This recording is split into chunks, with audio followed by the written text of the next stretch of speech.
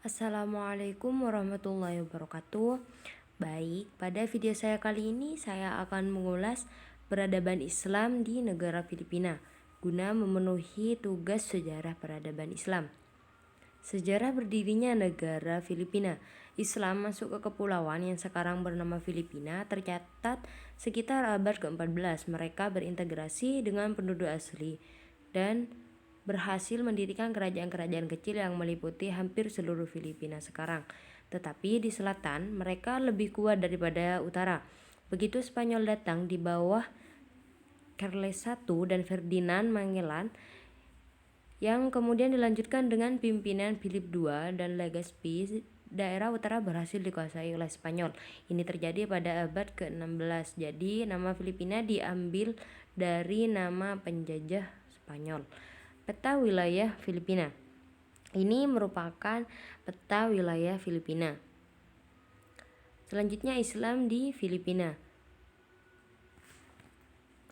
Islam masuk di Filipina sejak tahun 1360 melalui Malaysia dan Indonesia di bagian selatan, tengah, dan utara Filipina yang dibawa oleh Mubalik Brunei dan Johor Malaysia. Orang Islam di Filipina mendapat julukan Moro sampai sekarang, dan julukan itu dari orang-orang Katolik. Ketika suku-suku di Filipina masih hidup dalam kelompok kecil, orang Moro sudah sanggup membangun kerajaan. Langkah pertama dimulai dengan datangnya orang Islam di Mindanao pada awal abad ke-14.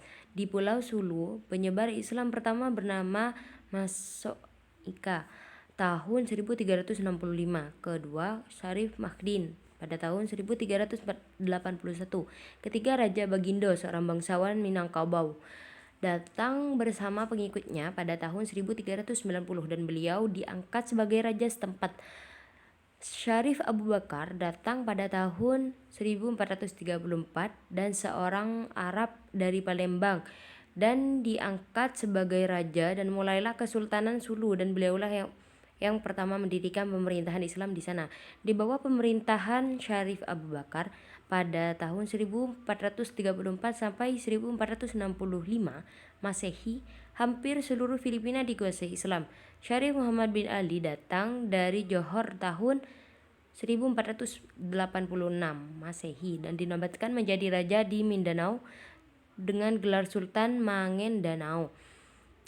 Melalui jalur dagang Islam menyebar di utara. Pada tahun 1521, sebuah pemukiman Islam berdiri di Manila dan sebuah lagi di Tondo. Dari sini dapat dilihat bahwa telah terjadi asimilasi. Berbagai suku dan bangsa datang ke Filipina waktu itu, seperti adanya bangsa Arab datang, bangsa Melayu, sehingga dapat dipastikan bahwa terjadi pembauran budaya yang diikat dengan satu kepercayaan, yaitu Islam. Selanjutnya, tokoh-tokoh perjuangan Islam di Filipina. Yang pertama yaitu Profesor Dr. Haji Nur Miswari. Nur Miswari atau Nurulaj Miswari merupakan pengasas pergerakan pembebasan di Mindanao yang merupakan kumpulan anti kerajaan Filipina secara kekerasan. Yang kedua yaitu Abu Sayyaf.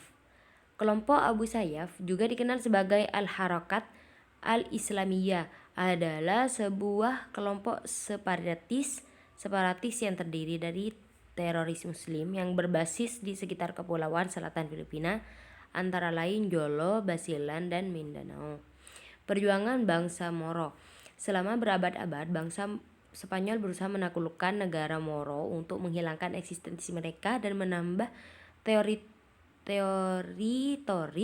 penjajahan Spanyol di kepulauan Filipina. Namun sejarah membuktikan hal ini tidak pernah berhasil.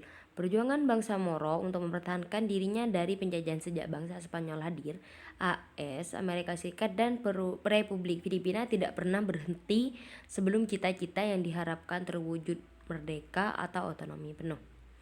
Perjuangan bangsa Moro dapat dibagi sebagai berikut. 1.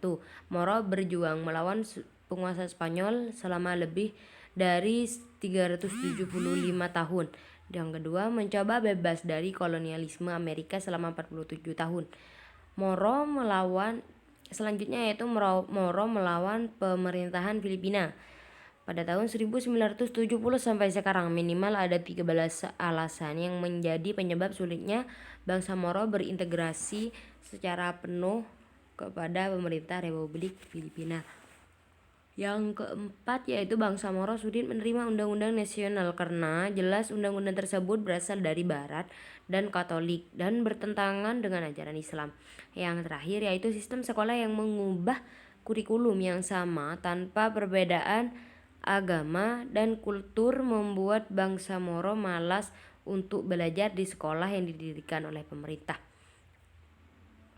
Mungkin hanya ini dari saya. Sekian, terima kasih.